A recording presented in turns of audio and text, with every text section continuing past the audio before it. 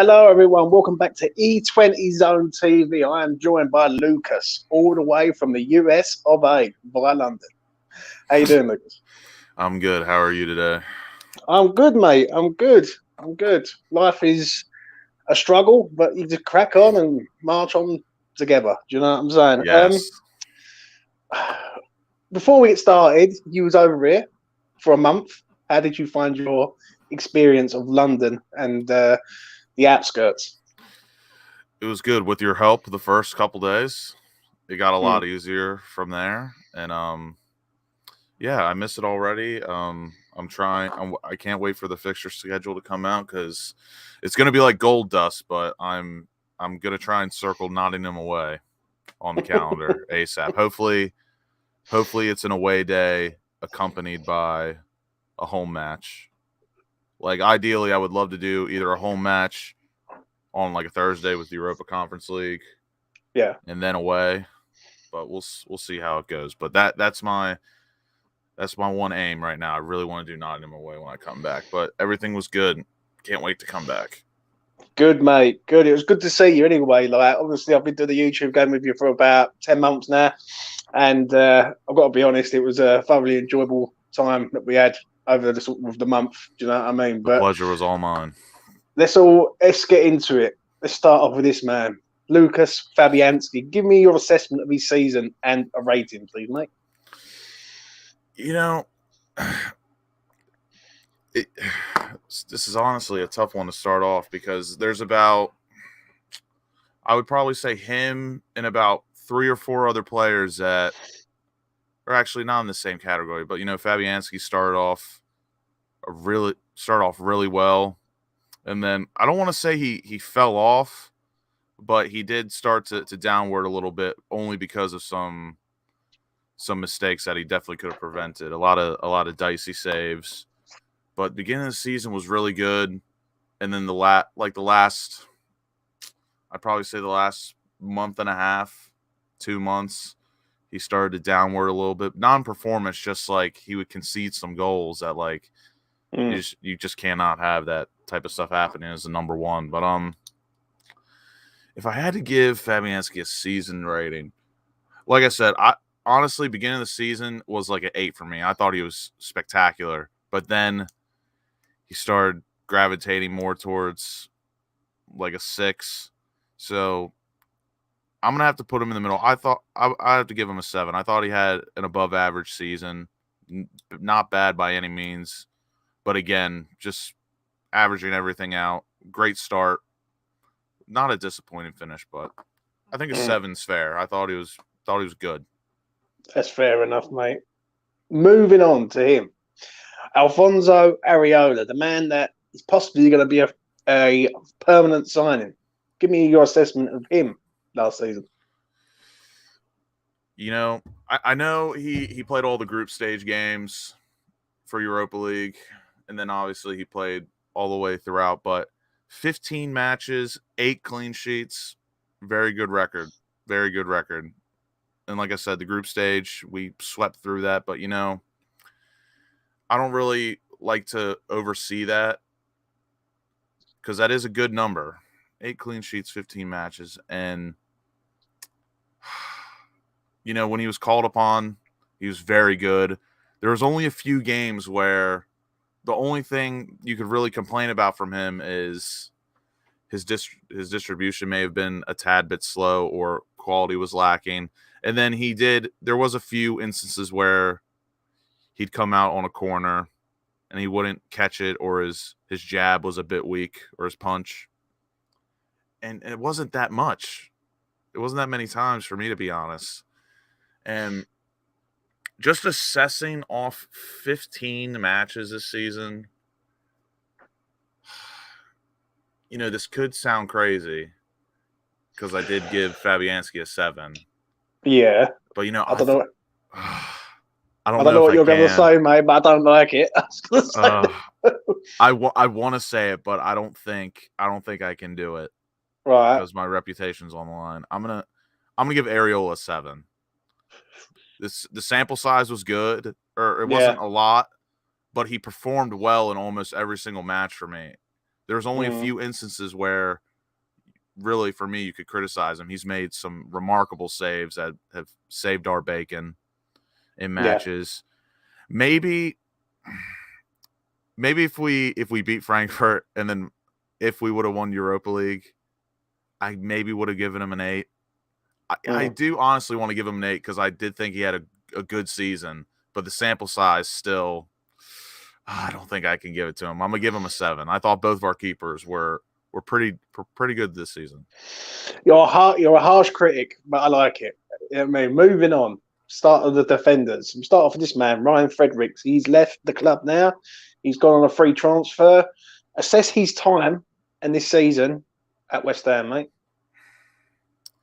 You know, some of these ratings are hard because, like, I'm trying. You try to separate expectation with how they actually played on the pitch. You know, so for Ryan Fredericks, his time here has been very up and down. I would say we all knew coming in when he joined the club, he had blistering pace, an Olympic runner, trial runner, whatever, Olympic sprinter.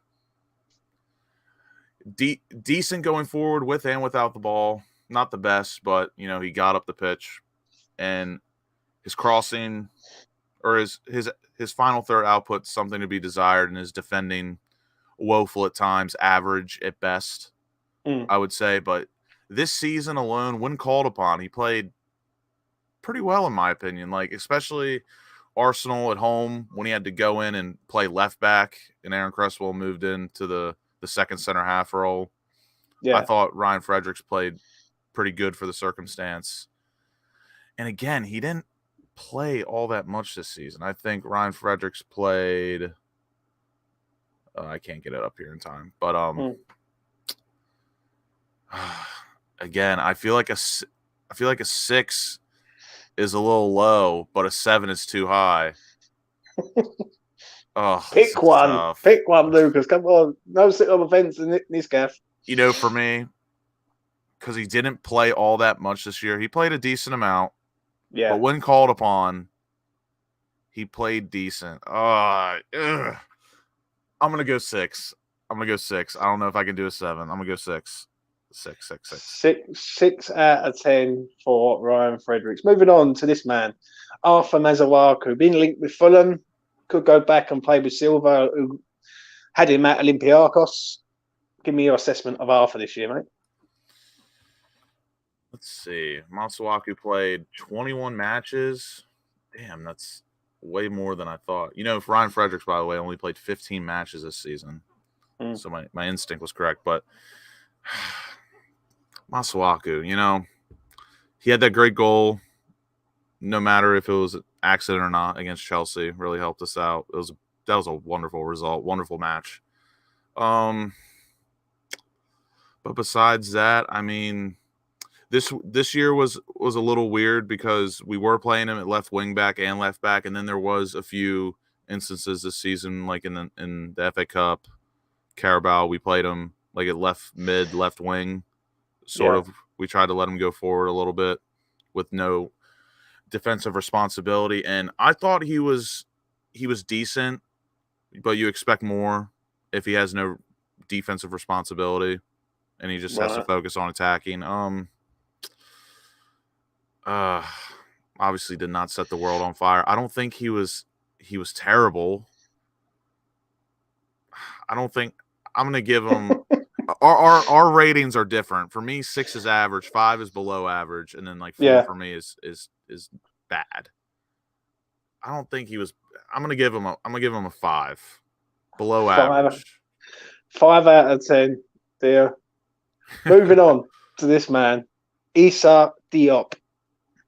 Oh man, where do I start? I've never, sort of like Mitch, I've never really been his biggest fan. Obviously, his first season here under Pellegrini was very good, showed a lot of quality and what he can do. But ever since after that first season, he's just been on I wouldn't say a massive downward trajectory, because he was, and then he did show some glimpses this season. He's too inconsistent, anyway. Let's just be honest. Too inconsistent, but of course there was a few of those moments this season where, like, he might string together a few good results. And to be fair, Europa League in the group stages, he was pretty decent. Had like one good match, I would say. He had one good match, and he did string together like 2 or 3 good matches in a row, but then like when it come to that fourth, he just have an absolute stinker. But for this season, again, I don't want to say he was terrible because he only played 26 matches, all competition. Most of them only 26. That's quite a lot. I mean, is it less than half of all competition? Yeah. Well, it's 1 in 2, isn't it? It's like every game. It's like he plays and he sits there, sort of thing. So yeah, maybe I'm just used to all of our starting 11 literally playing 40 plus. That's why I say that. Come on, what you giving him? You know it. I'm just gonna say it. I'm gonna give him a 4. I don't think he was too good. 4 out of 10 for Issa Diop. I think Mitchell's dancing in the streets of Hornchurch tonight. Maybe if he showed some emphasis on heading the ball, and jumping in the air, that'd warn him a 5. But that really just fucking irked me this season. Those ballerina headers. I know. Lack of aggression from him, 100%. The quality and potential is still there for me. Yeah. But it's just I don't think he's gonna grab it here. I don't think he's gonna grab it here. Yeah, I agree, mate. I agree. Moving on to this man, Craig Dawson. I think this is going to be a good rating. I think it's going to be a good rating from Lucas. What do you reckon, Lucas, on Craig Dawson this year? There's no chance there's not a West Ham supporter that doesn't like Craig Dawson. I'm not gonna go as far as like rate him, but you gotta love Craig Dawson, and for what we bought him for and what he's contributed to us ever since purchasing him, he has been so good.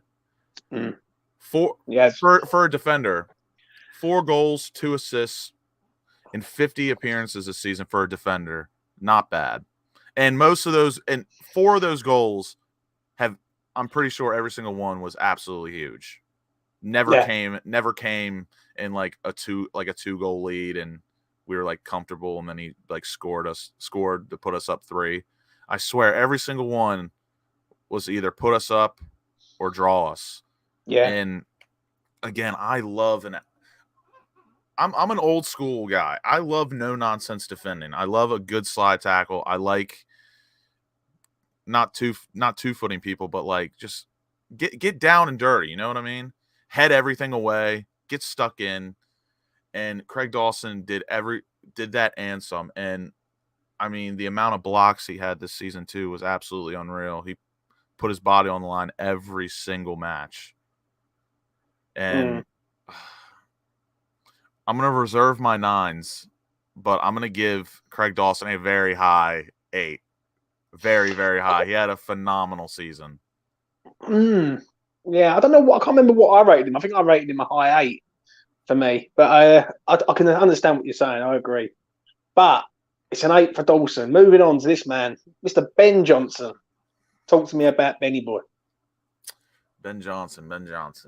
I love Ben Johnson. I like to think I'm kind of like, I mean, none of us know the fucking guy, but like most of us, maybe besides he's Ledley King's cousin. That's what I know. Yeah. Maybe besides Mitch, but like most of the people we talk to, we're older than Ben Johnson, and I like to look at Ben Johnson with like the love of a younger brother or maybe a younger cousin, where like I only criticize him because I know how good he can be, and I would say his flaws are fixable, but sometimes very frustrating. Because, for example, Ben Johnson, he's, 21? 20? Yeah, he's around that age, yeah. For his age, he's already a brilliant defender, in my opinion. Brilliant defender for his age. The only problem with Ben that I've got at the minute with him is why didn't he sign that contract? That's the only thing that sort of nibbles at me. I think you've got a player there who had an opportunity to sign a 5-year deal and he rejected it. And West Ham have literally forced the clause in his current contract for another 2 years. So to me, that's a bit is his mind really on West Ham, or is he looking at the bigger picture? Yeah, I mean that is unsettling in my opinion. And again, like nothing about Ben Johnson's game really like pops out at you. He's just a very, I would say, quiet yet consistent player. He does exactly what he needs to do, but Yeah. but of course there is a lot of stuff he needs to work on to make that next step. And for me, he's already a brilliant defender at such a young age. You don't see that a lot anymore. Like you see Trent, who is phenomenal getting forward, has phenomenal quality crossing the ball and set pieces, yada yada yada. But he, in my opinion, I don't think he's as good of a defender as Ben Johnson. I really don't. Yeah. I think Yeah, I Ben agree. Johnson is, I'm not going to say clear of Trent when it comes to defending, but I think he's definitely a step or two above. Mm. Just the only thing, obviously, Ben Johnson really needs to work on is getting forward, and he doesn't have the best pace in the world, but he's quick. He can get forward without the ball, but he really needs to work on. It may be a confidence issue, it may be skill, but I want to see him this summer work on dribbling past a defender to get up the pitch, and then of course you can always Mm. work on your delivery. And he's good with both feet. He That goal needs to against go Aston Villa was forward. quality. He needs to go forward, and he needs to carry on going forward instead of checking his run, checking back, and going sideways and back. That's the thing what he's got to do. For me, And 100%. because he's a fullback, and the modern game is changing so much. Because like I said, Ben Johnson, old school fullback to me, and I love those type of fullbacks. But in today's game, you've got to offer a little bit more going forward. And I've said this before: if it doesn't work out, I think he'd be a brilliant third center half in a back three. I really do think that. But I'm gonna give, because going forward this season he was just so. I'll be honest, I thought he was very poor going forward, but defensively brilliant, like I said. So you do that, you average it out. I'd give him a 6. I think a 6 is more than fair. 6 out of 10 for Benny Johnson. Moving on to this man, Vladimir Kafal got injured during the season. Inconsistent, in my opinion. What did you think of him this term? Yeah, 34 matches, 5 assists. He did miss. How long did he miss? He missed about 2.5 months, mate. Gotta be. Yeah, thanks, Matic. Fucking knob. Man, again, yeah, not his best season. Brilliant first season, disappointing second season. I don't want to say he may have gotten exposed this season because, again, he did get hurt for a couple months. Yeah. And I wouldn't say his poor performances, a lot of them were down to him being shit. It could obviously, like, when you see the team performing bad, it just kind of like just rains on you as well. You know what I mean? And that's why, like, Declan Rice is honestly 1 in a million, because even when the team morale on the pitch is down and we're playing so shit, he's able to grab the reins and pull everyone back up. Not everyone can do that. But with Coufal, just inconsistent. Like I said, first season here, arguably hammer of the year. This season, not very good. But I don't think he was terrible. I'm gonna give him a 5, below average. 5 out of 10 for Kafal. Moving on to Mitch won't be happy about that one, but will Mitch be happy about this one though? Aaron Cresswell got sent off twice in 28 days. Got injured halfway through the season with a back injury, got a fractured back, or airline fracture in his back. Assess his performance for this year, Lucas. Yeah, 2 red cards that honestly, really, the first one probably should have cost us. Yeah. We somehow pulled through. And of course, the second one cost us dearly, in my opinion. I know everyone has their opinion on that, but I firmly believe if Aaron Cresswell does not get sent off, we beat Frankfurt and we go to the final. And I'm not going to be one of those people that said we were going to smash Rangers or win, but we would have had a very, very good chance. 42 matches this season, 2 goals, 6 assists in all competition, 2 red cards. And, you know, one thing that stuck out to me that I don't like about this season with Aaron Cresswell.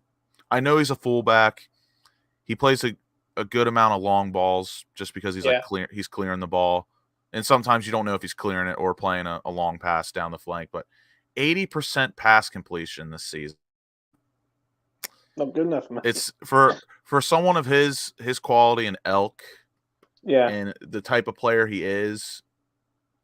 80 is way too low. If he was more towards like 84, 85, I'd maybe let that slide. And just to throw this out there, I'm not a huge stats guy for anyone listening. I'm not a huge numbers guy. I think stats are very deceiving. In my opinion. And I only pay attention to a few: pass accuracy and then like goal contributions. That's really like all I pay attention to. But 80% for someone like Aaron Cresswell, who like he doesn't play the most adventurous balls, you know what I mean? Like he plays a long ball. He plays a lot of safe balls. He's a lot of safe balls and doesn't. So for me, he's just not 80% is just very low for that. Yeah. And again, I love Aaron Cresswell. He's been a great servant to the club. I am ready to see the next step, though. Either someone like really competing with him for that starting left back job, or someone overtakes him, and he'd be a quality, one of the best backup left backs on the Prem, easily, in my opinion. Yeah. But this season, I want to give him. I'm gonna say I'm giving him a 4. He was not good enough this season. He was not. 4. He wasn't a 3. That's a bit harsh, but a 4 is more than fair. He did not have a good season at all. And again, in my opinion, that last red card, maybe if he doesn't get that last red card, it could have been a 5. But like you're doing him a favor. No, I can't. A 4. 4 out of 10. I've got to say this. I understand what you're saying. I really do. I really get it. For me, I think he's a 5 all day, just not a 4.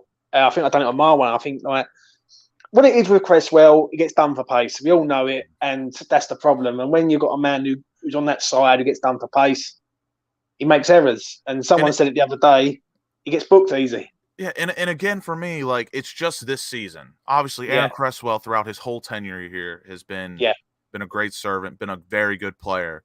But this season, his defending, I mean, let's be honest, his defending ever since he probably turned 30 has been incredibly shit.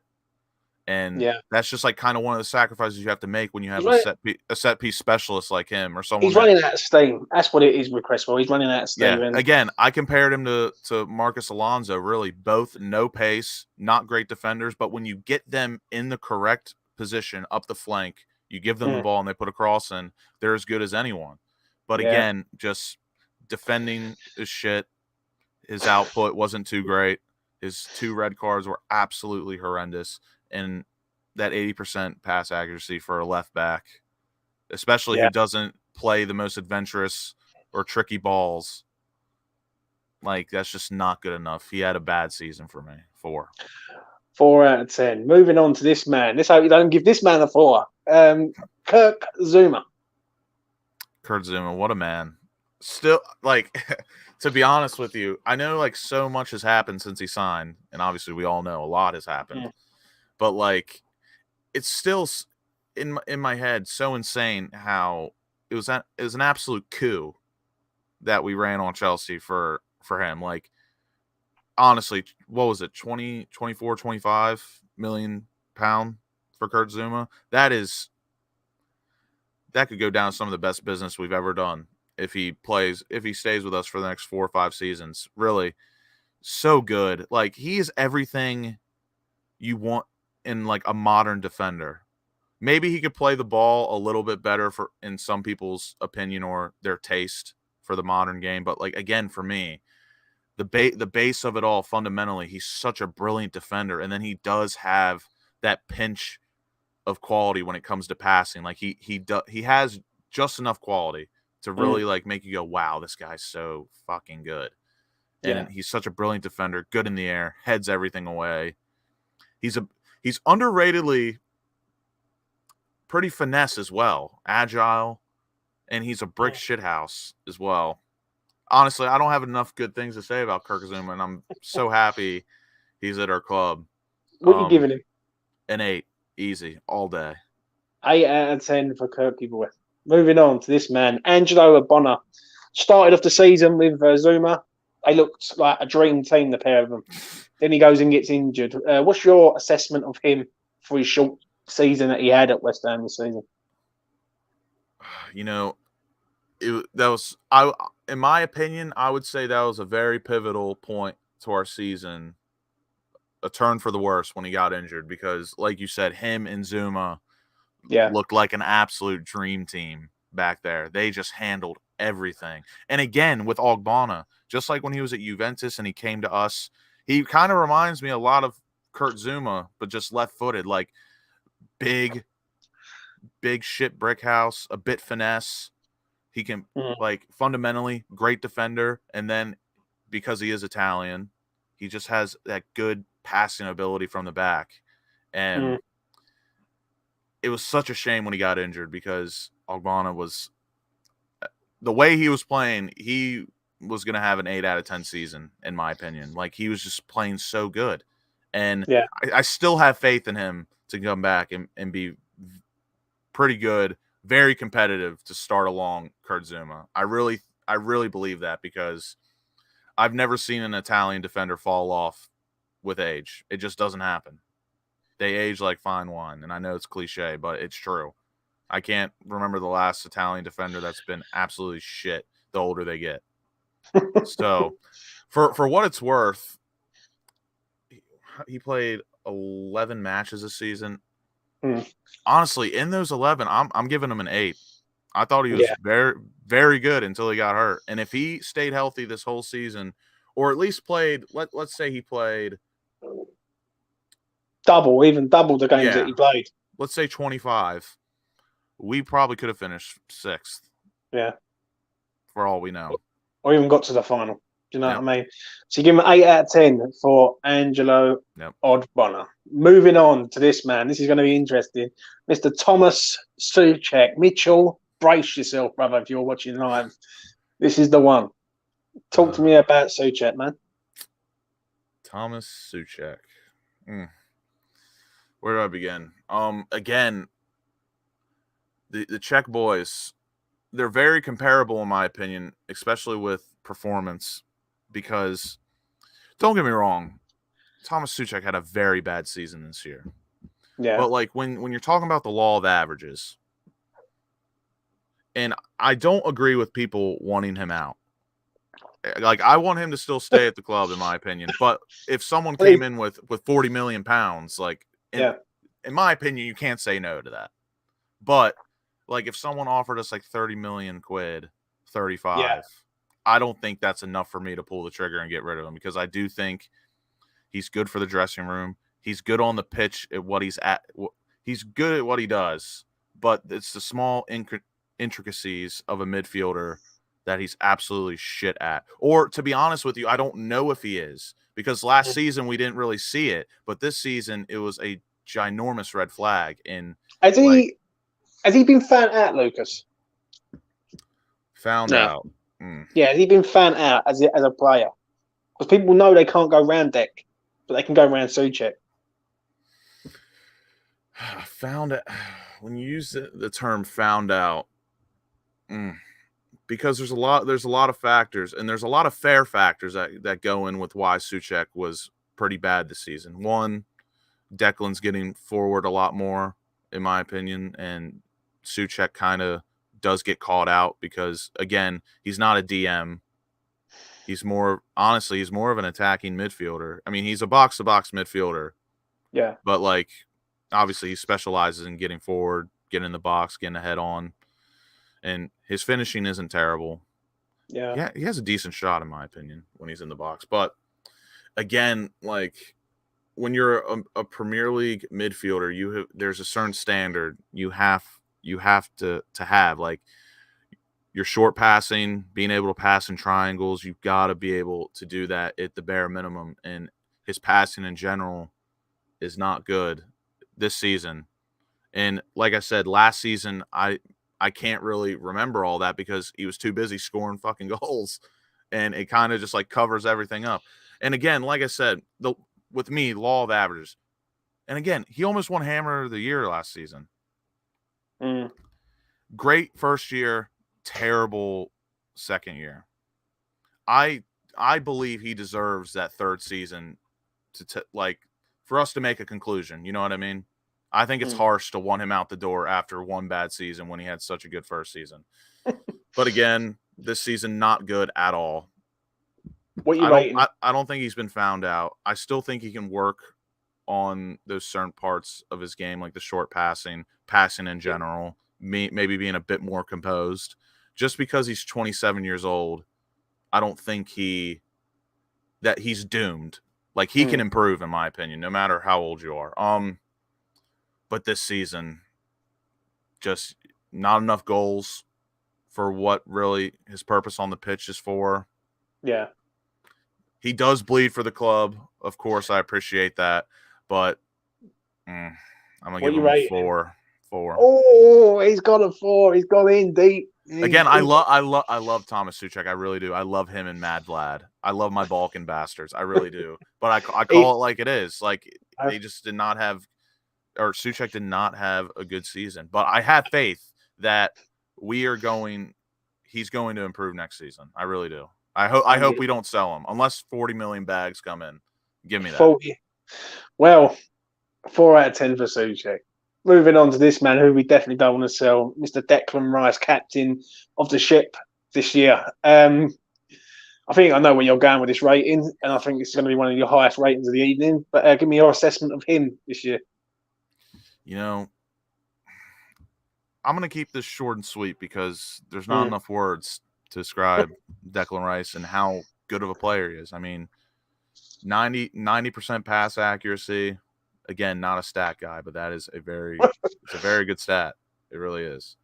9 goal contributions in all competitions, 5 goals, 4 assists for a box-to-box midfielder who let's be honest, this is his first time in his career that he's really getting forward, getting some shots on goal, and he's scored some fucking brilliant goals, in my opinion, too. I think he scored 1 tap-in. The rest have been so you have the tap-in, and then that goal against Kidderminster was absolutely electric. It wasn't actually, no, that was a brilliant finish. He fucking thunder cunted that ball. He just roofed it. And again, he's such a good player. He really holds his team together at any moment, good or bad, low or high, no matter how the match is going. And again, like he's different gravy. You, my lad, are different gravy. In my Eddie Hearn voice, I'm gonna give him an easy 9, hammer of the season for a reason. What would it have had to been for a 10? For a 10, final? Or do you no, not even like not even a trophy or a final appearance. Maybe if he scored a couple more goals. Like if he, how many goals did Souček have last year? He had 8. Yeah, something like that. Yeah, even more than that, I think. I think if Declan Rice scored 7 or 8 goals, he probably gets a 10. But yeah, I mean, he's a defensive midfielder by trade. This is his first season really like playing box to box, and honestly, I want him to start shooting more. I'm not a fan of him taking set pieces. His set pieces are a bit wonky right now. He's going to improve. I know he will. But I want to see him get some more shots on goal because I hate hearing like, oh, the lad's saying he's the best finisher in training. He's got such a good shot on. He's the best shooter at the club. Like, I want to see that in the match. I know it's training. I want to see that in the match. And I think Declan Rice is more than capable of making that next step, and he can contribute in the area of 10 goals. I think next season he can definitely score like 7. That's fair enough. Moving on to this man, Nikola Vlasic. Now, this is going to be fun because me and Lucas disagree on this man, but this is Lucas's time to shine. Give me your assessment of his first season, mate. Record signing in the summer last season.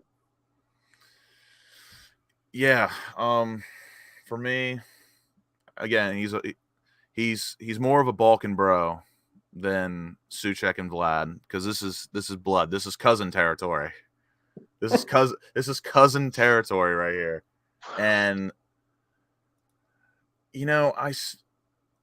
I know what everyone's opinions are.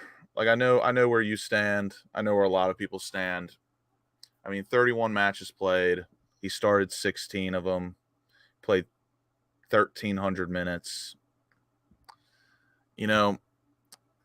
Again, I think a lot of it comes down to, just like a lot of players at the club, I think there's a good handful that play out of position all the time. Like Benny, Fornals, Vlasic, arguably Antonio, not a striker, but playing striker. It's tough. But again, my rating scale is different to yours. I don't think he had an awful season. For the price tag, obviously, you expect a lot more. Yeah. But I don't know. Again, we disagree. We see it from different angles. But I can't give him a 4, because I don't think there was a match where you say he was shit. He just didn't jump off the board. This is the moment I've been waiting for all evening, mate. This is I'm giving him a 5. Ah, Lucas, mate, you've just disappointed me. I thought you was giving him a 4. Nah, a 5. Name me again. Our scale is different. You say 5 is average, mate. He ain't even been average though, has he, Lucas? Let's be honest here. Well, no. Right. If we're going on your scale, it's a 4, but my scale's a 5. Mate, if we're going on my scale, it's a 3, mate, and that's me being kind. No, I agree. Like I said, I do agree with you. For the price tag, he hasn't it is not translated to on the pitch. He hasn't been that great. But again, I see the potential personally, and I don't think he is, and he obviously hasn't set the world afire, but there's been moments, in my opinion, where like I can see what other people see. I don't think there was a match where I can think of that like he was the worst player on the pitch. He's just very, so far this season, I would say this. He's just stuck to the basics. He hasn't been adventurous. He's too safe, mate. He's too safe as a player. Which in my opinion doesn't make him, some people will say that makes him shit or he is shit. But like I don't know. I'm a play it safe guy. And I'm not saying that because it's Vlasic. Yeah, but for the amount of money he's cost, and he's come into the club, I can't remember a game where he's deserved to start games other than people saying, "Oh, he's got to start because we haven't seen him." That's a fair point in my opinion. He hasn't played.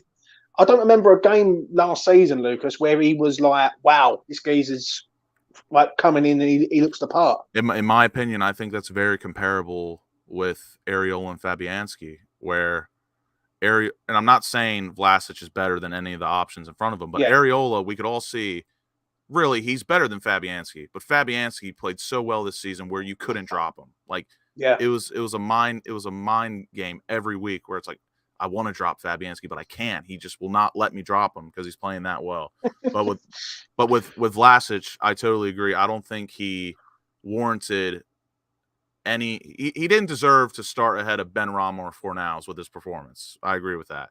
But I don't think he was shit. For the price tag, he's not living up to it right now. I think he deserves till January. He deserves a preseason in January. I'm getting you a load of tape from players from past era at West Ham, like the worst players like Maiga and people like that. And then I'm going to say to you, compare Vlasic to Maiga, and then we all know where we're at. But it's a 5 for Lucas. That is the Balkan bastard in below. Again, my scale, a 5, below average. Below average, yeah. Harsh critic, mate. You know what I mean? Or too vipping kind. Moving on to this man, Manny Lanzini. Faults.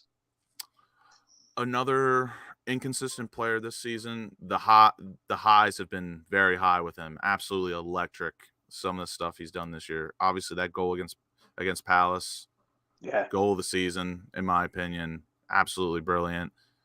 He scored every penalty he's taken as well, 3 for 3 this season. But again, he's getting up there, and in some matches, just like Fornals, and you'll agree with me because we both see it the same way. I don't like when him and Fornals play together in the same starting 11. It's like, I wouldn't say they're the same player, obviously, but like the tempo, the way they go about the match, it's too similar, and I don't like it. But in certain matches, I love having Lanzini in the starting lineup. Like when we're going to dominate possession, I want to see Lanzini in the match because he's a great passer. He's got a wonder ball on him every now and then, scores penalties, decent free kick. He's a good player when the certain match asks for him, when he's called upon. The end of the season was not very good, in my opinion. Just didn't do enough. But again, beginning to the middle of the season, I honestly thought he was showing signs that this guy might be back for another world tour. Another world tour for Lanzini, where he just doesn't do a thing wrong and everything he does just looks so beautiful. I'm going to give him a 6 average season because, like I said, beginning was about a 7. The ending was like a 5. Law of averages. I'm going to say that a lot. Law of averages. I'm going to give him a 6. 6 out of 10 for Manny Lanzini. Moving on to this man, Mr. West Ham, Mark Noble. You was there the final day of the season at West Ham. Give me your thoughts on Mark Noble, mate. Don't have enough time for that, but yeah, I can't even think of the words to say. I love that guy.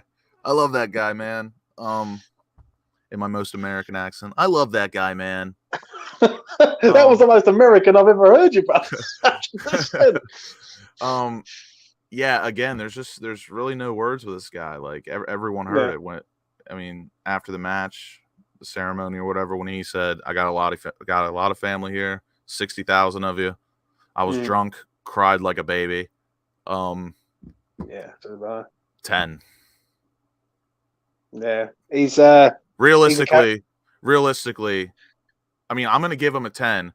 But if we're being completely honest, when called upon this season, he was a throwback, in my opinion. Listen, he's done all right this season, mate. For me, like when called upon, that Watford match, absolute throwback of a game that was. Honestly, I'm going to give him a 10. Actually, no, I'm not even going to. No, we're giving him a 10. I'm giving him a 10. 10. No room for discussion from me. That is it, mate. Love you. Moving on to this man, Pablo Fornals. Pablo Fornals. Again, quite like Lanzini, electric start to the season. Yeah, I agree. Everything we love about Pablo Fornals was just like so vibrant and absolutely flourishing and just booming out of his body. Like the passion, the work rate. He was playing some really good football. But then, of course, let's be honest, it is hard to stay consistent throughout the whole season, especially the level he was playing at, because he was very good. That match against Liverpool was prime Fornals, like what I expect. Like he was just so good. And again, like I said with Vlasic, Benrahma, Antonio, arguably, and some other players, Fornals is playing out of position all because of Cresswell. And that game against Liverpool, he played centrally, and look what happened. He was an absolute baller. And he is a baller. And if we use him correctly, I really do think Fornals, I'm not going to use the word legend, but he could be an absolute hero at this club, in my opinion, with everything he stands for, the way he goes about his business. Yeah. Just like he's such a West Ham player to me. He really is a Spanish Cockney. But this season, because again, going forward, he does lack a little bit of quality. But in my opinion, his passing's so good. Like At times, though, Lucas. Yeah. At times, like I think against Brighton, he got 64% pass accuracy. I would say he plays such wonder balls for assists. It does sometimes mask his terrible passing games. Yeah. Like you said against Brighton, bang on, not very good.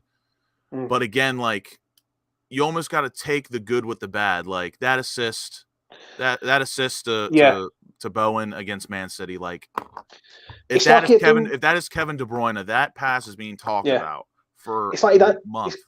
It's like he does one good world-class pass, everyone raves about it. And then a game where he's in control or a game where he should be doing better, it gets a pass quite a lot.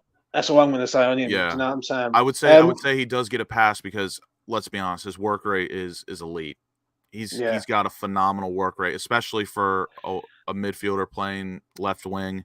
And again, I really want to see him in the middle of the park next year a lot more. Like that's why I really want to move on from Cresswell, because I think Cresswell is also holding Fornals back from his full ability. I'm going to give Fornals, oh my gosh, some of the assists and plays he has made this season really make me want to give him a 7. But again, law of averages to me. He just wasn't consistent throughout the whole way. I'm going to give him a 6. I'm going to give him a high 6. Oh, dear. I didn't see that one coming. I thought you were going a bit higher than that. But again, this is a season rating. Rating. I'm thinking of everything, and I'm not a moments guy. Like I'm going to take everything into account. Yeah. So I think a high 6. High 6, just not a 7. Moving on to this man. Andrei Yarmolenko. Man has left the building and his wages, and he is not to be seen again. But he was a bit of a hero this year. Seville, to name one game where he sort of won us the game with that goal. Give me your assessment of his time at West Ham, man. His time here has been an absolute whirlwind of emotions, honestly. Yeah. Because under Pellegrini, he looked brilliant. Like the player that came in, his work rate wasn't great, but let's be honest, under Pellegrini, that squad was kind of it was bananas. It was one of those times where like we were so sick of playing the way we did, we were almost like, I just want to see some good football. And if we concede 4 fucking goals, but we look good, why not? Yeah, and that's because one of my favorite memories before coming over to England and watching the boys course. I'm in a supporters group, DC Irons in Washington DC, and NBC does a fan fest thing every single year where they pick a few locations. Everyone comes there, drinks, they got prizes and shit like scarves, and they highlight a match on the big screen. And that one event we had United at home, and that was when Felipe Anderson scored that cheeky back heel, and then Andrei Yarmolenko had a very good goal as well, and that was essentially what got Jose Mourinho sacked. And I hate Jose Mourinho, and that day was absolutely phenomenal. I'll never forget it. And we were celebrating like mad. The plastic American Man United fans were absolutely distraught, and they were just singing about how many trophies they had. Of course they did. Their chants were shit, of course. But yeah, started off well here, then a terrible rough patch, terrible. No one liked them. But then, of course, that goal against Chelsea during COVID saved us, mate. It saved us, that one. People disagree with me. One of the most memorable moments for me as a West Ham supporter, honestly. That's got to be in my time. That's easily got to be top 10. People say, Lucas, that goal. Yeah, they go, oh, no, we would have stayed up anyway. But I think we don't beat Norwich. I don't think so. Yeah, we don't beat Norwich 5-0. I totally agree. Agree. If Yarmolenko does not score that goal, and thank you, Antonio Rudiger, for being so shit for that. 100%. If Yarmolenko doesn't score that, I do think we're going down. Listen, I'm 100% agree with you on that. And then after that, another rough patch. And then, of course, with everything happening in the world and what happened and how it affected him, his family, his loved ones, for him to come back, score 2 phenomenal goals for us, Villa. Yeah. That goal was literally almost brought a tear to my eye. It's actually making me emotional think about it now, especially like in that moment of time with everything happening. And that goal was fucking glass. Like, again, I agree, man. if that's Aguero or someone else scoring that, like, they're raving about that. That goal was so good. And then, of course, Seville, last leg, he puts in the winner, the tap in. Oh my gosh. This man. What you rating him? You know what? Fuck it. I don't care. I'm giving him a 7. 7 out of 10 for Andre Yarmolenko. I must admit, I will miss him because he did make me feel a lot of things I didn't want to feel, and then he did surprise me. I won't miss his wages. About myself. I won't miss his wages, but I've got to be honest. I think before I move on, and he was a good servant. He was a good servant. Yeah, he's had a mixed bag at West Ham. He's been highly scapegoated, rightfully so, in certain games, because I think some games he just hasn't been bothered. But ever since what's happened in Ukraine, I think he's given not at least a life, to say the least, but he's looked at things different. Like to say, football's a funny game. Yeah, and makes you feel things, makes you do things, makes you. All I'm going to say is good luck to him, though, mate, because whatever he's going through his family and everything, that must be tough at the minute. But nothing but the best for him. Totally agree. Moving on to this man, Saeed Benrahma. This is going to be good because, like, everyone knows I'm a Benny fanboy, as people like to put it. But let's hear it from Lucas. What do you reckon on Benny this season? Him and Antonio are going to be a very tough one for me because, like I said, law of averages. Beginning of the season, absolutely unreal. He was brilliant. Like, I can't think of a comparison right now, but I mean, he was just absolutely balling. He was playing so fantastic. And like I said, not a stats guy, but when you look at the stats, Saeed Benrahma had 17 goal contributions in all competitions, and that is one less than Bukayo Saka as well in all competitions, and everyone rants and raves about him. So the stats tell you something different. But for me, and I do like Benrahma. I for the life of me cannot figure out if it's a confidence issue, a Moyes tactical issue, or something. But for me, again, the first half of the season before he went to AFCON, or maybe a little bit before AFCON, he was so good, scoring, assisting, and then the end of the season absolutely dropped off a cliff. Him and Antonio.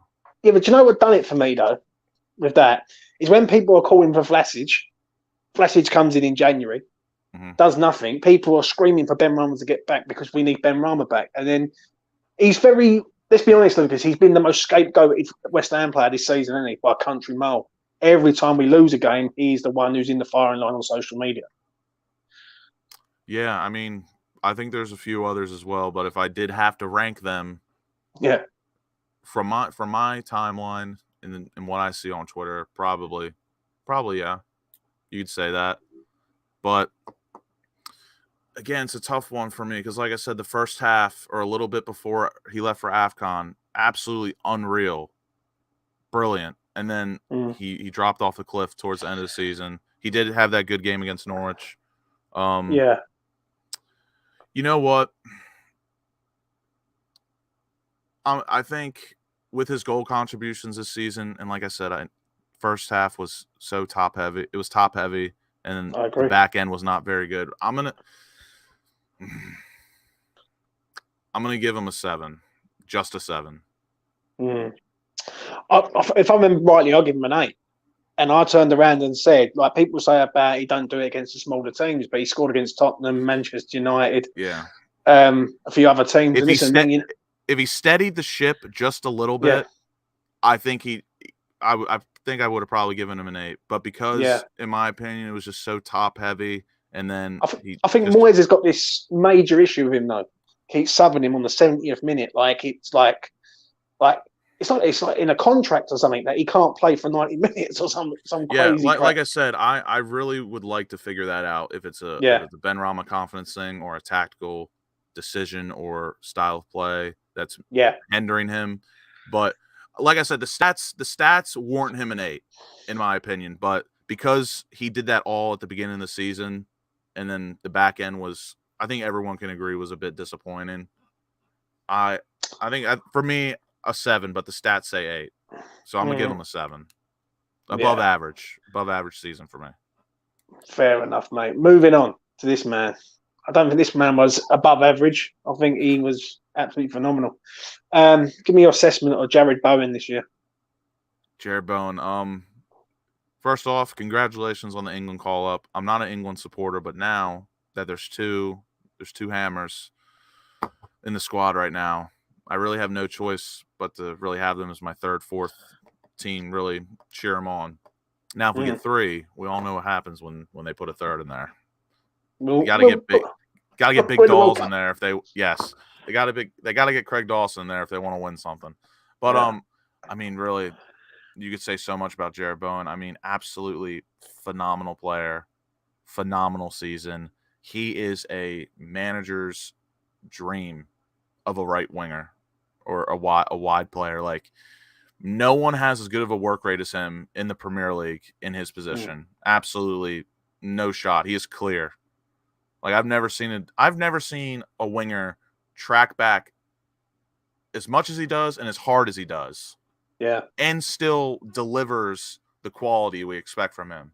Like, that is mental to me. Like, and again, he double-digit goals, double-digit assists, 18 goals, 11 assists. But he was quiet at the start of the season, though, Lucas. I think a lot of people, listen, he's been phenomenal this year, Bowen. He really, really has. Yeah, and I can't praise him enough. But the start of the season, he was missing chance after chance after chance.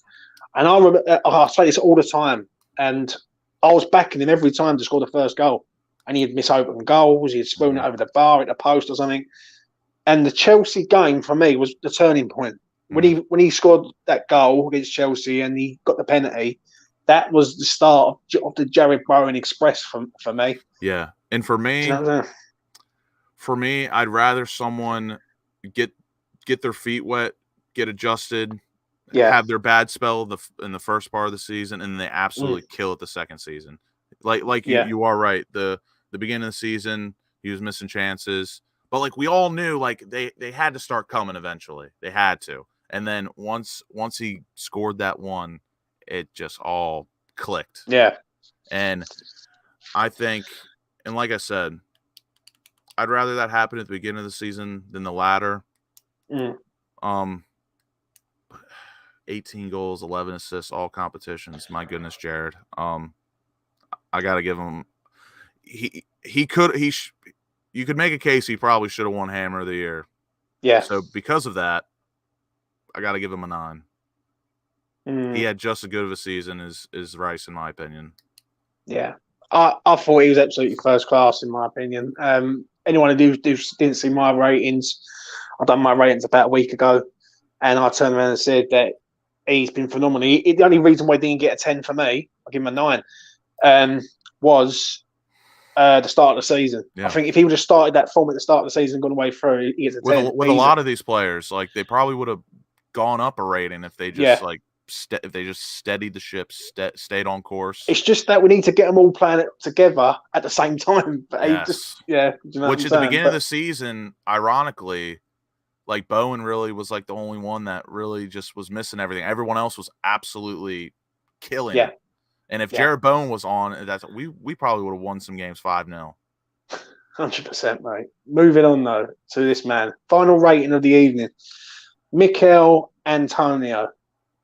Assess this man. Another player playing out of position, in my opinion. Like I've talked about, Vlasic, Benrahma, Fornals. Just like Benrahma, absolutely unreal start of the season. Absolute bagsman. He was an absolute bagsman beginning of the year, and he was scoring some goals that like we just did not think he was capable of. He like that goal against Leeds was absolutely unreal in my opinion, and that goal against Leicester where he took the touch over top the defender and then just pokes it in past Schmeichel was fucking unreal. Like if anyone says that they thought Antonio had that in his bag, they're absolutely lying. They are liars to the fullest degree. And but again, like when you look at Antonio, in my opinion, like I said, I think he's playing out of position. I don't think he's a true striker, but like he has the qualities of an unplayable striker. Big, strong, fast. He has just a good enough like shot that he could play striker, but again, the one thing that always comes back to bite him is not only his finishing, but his decision making when it comes to the type of finish. And that's why we need a true number 9, a true striker. Because if you put Antonio on the left and you just ask him to bomb down, cut in, finish far post, he can do that. I think he's very good at that. But when you put him in the middle of the park and he has to start thinking about, like, do I chip him? Do I put it around? Do I put it through his legs? Do I lay it off? Yeah. That's where I think some of that does come into play. Even though he did have 11 assists in all competitions this year, some good not a lot of them, but some of those crosses he put in for assists where we're just like, no, what the hell are you doing? And then it's just like, oh my God, how did that just happen? Again, I'm gonna give him a 7 because, like I said, I put him and Benrahma in the same boat where they started off absolutely white hot, just blistering hot, and then again they fell off a cliff for me. And the stats tell me 8, but they didn't steady the ship, in my opinion. And if they did, I probably would have given them both 8s. But I'm gonna have to give Antonio a 7. 7 out of 10 for Mikel Antonio. Moving on to this man, David Moyes. Excuse me. Final rating of the evening. Mr. Moyes. First time we finished in Europe, back-to-back seasons in club history. Absolutely gargantuan achievement. Yeah.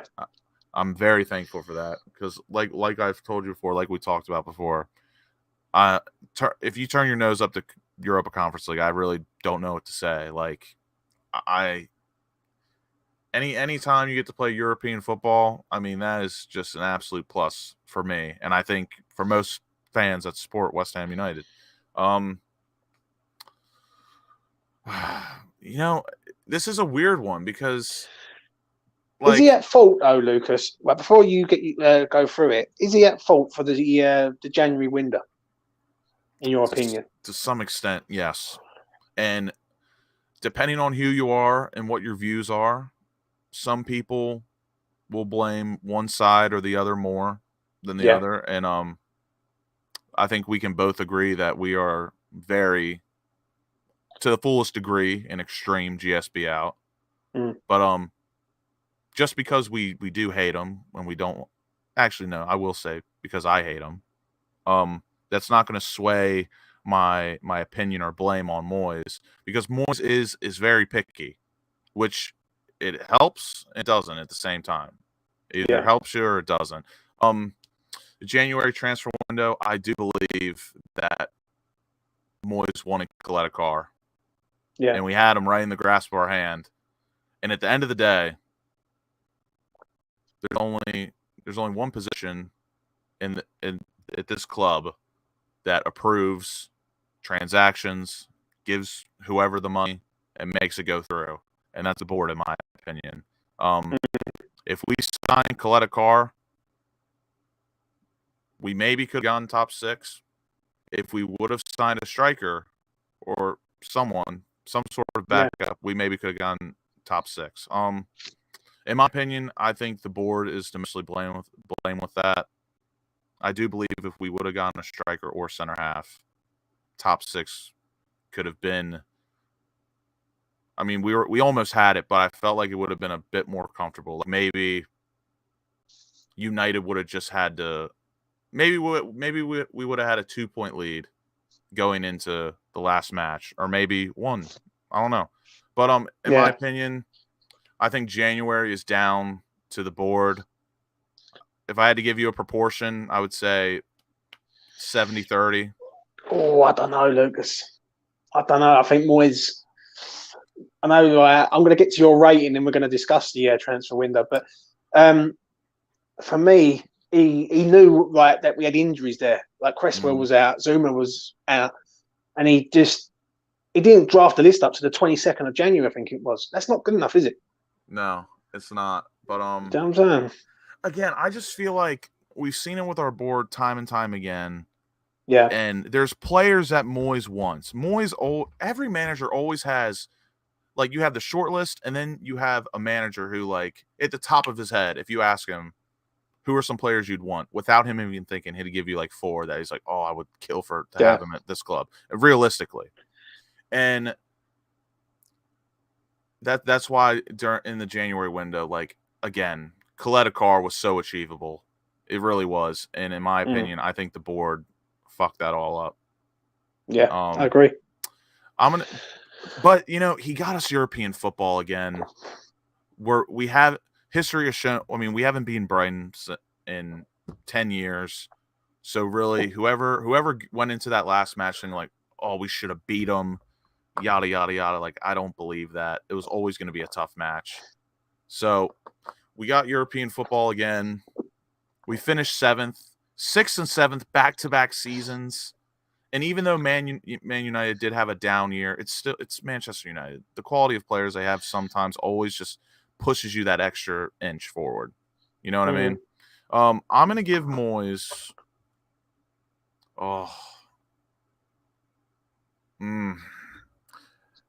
He got us Europe again. I'm giving him an 8.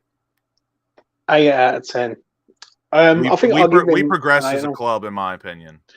Yeah, I think I'll give him an 8-0 if I remember rightly. I just said that the January window for me was key, but 8 out of 10 it is for Lucas on Mr. Moyes. Before we wrap up, I just want to ask Lucas a few things. Let's go back to last summer in the transfer window. We signed Areola, Krau, Zuma, and Nikola Vlasic. I want you to give me a rating out of 10 for that window, in your opinion. Zuma, Krau, Nikola Vlasic. And Areola. Oh, yeah, and Areola.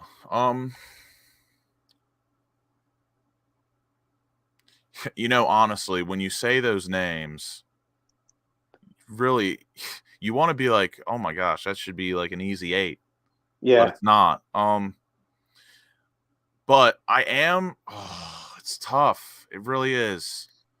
Because 2 phenomenal players, and then I don't think Krau was bad. He just did not get a chance, and it was probably because Moyes just didn't fancy him in training. That's really the only explanation I can have. I don't think he's a shit player. The 2 times he played this season, the Kidderminster game, everyone played awful. He wasn't good. But when he played against Man United, I thought he was decent. So, but when you're talking transfers, he was alone. Like, it was bad. It was bad signing just because he didn't play. So I'd probably have to rate that itself like like a 1 because he just didn't play. Nikola Vlasic, again, not living up to the price tag that was appointed to him. Again, it's not really any player's fault for what the club buys him for. But still, you have to produce and live up to some sort of expectation. Probably give that a 4, the transfer itself, because we were a bit desperate because of Lingard. But Zuma and Areola, those are like 8 out of those could be like 9 out of 10 signings because Zuma, he's 26, 27. He's going to be with us for a while. Areola will hopefully be with us for a while as well. And I'm gonna give it a 7 out of 10 because I think Zuma and Areola, those were such brilliant signings. Like literally 9 out of 10 signings. Those are gonna carry the weight of those 2. I would say two not good signings. Yeah. Final 2 questions of the evening from me. First of all, worst defeat of the season for you? Worst defeat. There's a few that pop in the head just for like, I would say personal reasons, circumstances. I'll give you two that I'm thinking of. Brighton away, going 1-0 up, and then losing 3-1 to try and get Europa League again. That hurt, especially because United lost. Man United away when we lost 1-0. That fucking hurt. That was terrible. And then, man, I cannot lie to you. That Jesse Lingard winner at home absolutely fucking killed me. Like, that was the most West Ham thing to ever happen. And then Mark Noble misses the penalty. Yeah. Was that at home? That was at home, right? That was at home, yeah. So you got to pick one. There's an occurring pattern here. I fucking hate Man United, and I hate playing against them because something stupid or corrupt always happens. I'm gonna go with the last match against Brighton because we were 1-0 up and losing 3-1. Oh, that was just gutting, especially after United not getting the job done against Palace, and Palace really helping us. Actually, No. Scratch that all. Frankfurt's second leg when Aaron Cresswell got his red. That probably hurt the most. Yeah. Because really, what could have... That was a true what could have been moment. Yeah, I think the Leeds... That could have... That is a moment we could have been talking about with our future kids, nieces, nephews, family, friends. I think it's not so much the second leg against Frankfurt. I think the first leg is the one that hurt me more at home. I think the first leg, we just didn't turn up. Like, it was 1-0 down. And it was with me, I can like kind of accept that we just didn't turn up. Yeah. But when the second leg, when Cresswell essentially just takes the match out of your hands, that is what it was really, painful. That's what really fucks me off. Best victory of the season. Best victory. Ooh.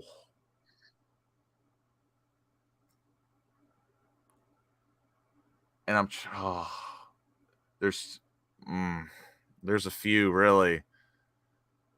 I think of Liverpool 3-2 at home. That was fucking amazing. I would have paid any amount of money to have been in the ground that day. Absolutely unreal. And the goal Chelsea at home was excellent. Chelsea home. Sevilla second leg, Lyon second leg. Oh, I'll tell you what, it's a toss up between and obviously all the cup games as well, beating United and City in their own cup. That was awesome.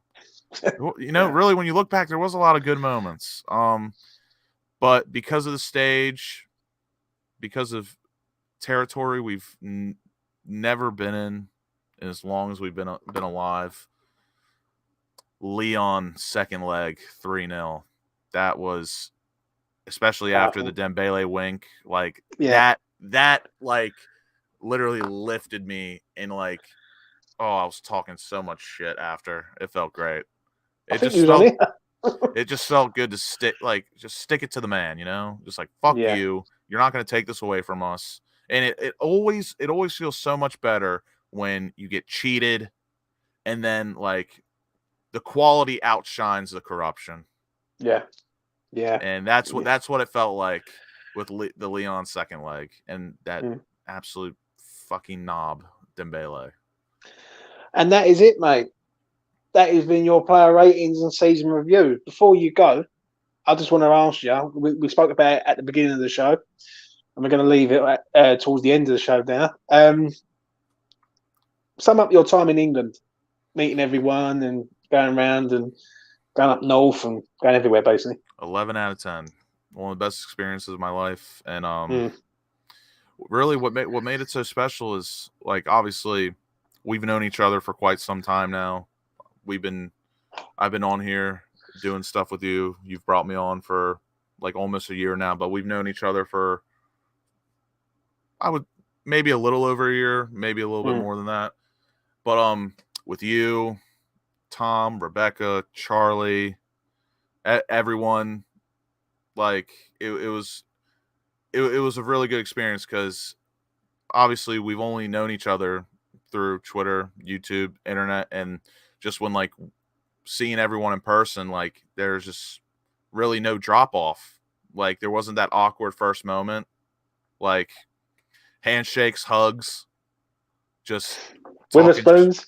Yep, talking shit. Like Yeah, just that's probably my favorite part. Is it just there's never any awkward interaction when like you first meet someone that you've never met in person. Like I value that highly, and I think that speaks volumes to the genuine friendships and connections that that West Ham brings. Like they don't call it the West Ham family for no reason, and I truly mean that. And it's get emotional now talking about it, but one of the best things that's ever come in my life, and I'm really appreciative for what West Ham has done for me. It's given me so many friendships, horrible moments, great moments, and I am ready for more. I literally call it.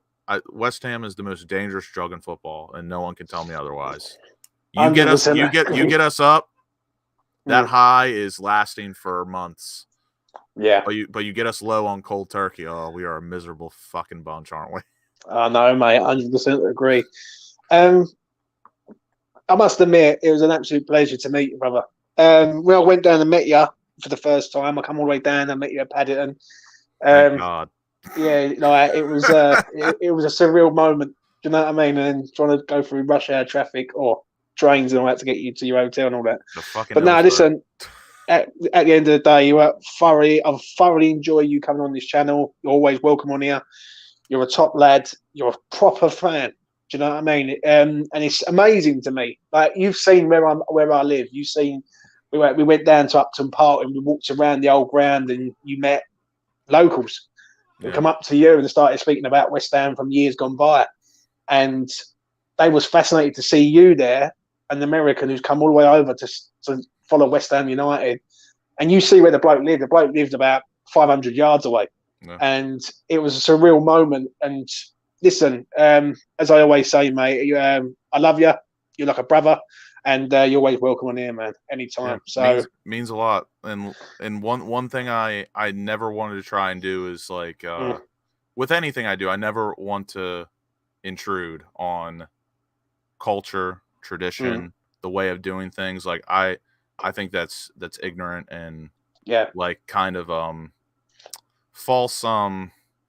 It's just not like true to the heart. Like I really wanted to get stuck in, soak everything up, and then like it will naturally come in. And thankfully, even before I came over to England, it didn't take a long time for me to feel those emotions and feel like a proper supporter. But then obviously going to England, like it really all hit me like quite emotionally that like this is really like my life.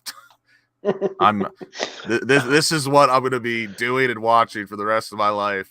I'm going to be a miserable sod the rest of my life, and hopefully have a couple bright shining moments that I can tell my kids and whatever about in the future. I hope so too, mate. Yeah, I mean, but as we've always discussed on this channel, you're not in it for the trophies, you're in it for the love, and that is what it is. I'm going to leave it at that. Absolute pleasure having Lucas on here tonight. I do mean that.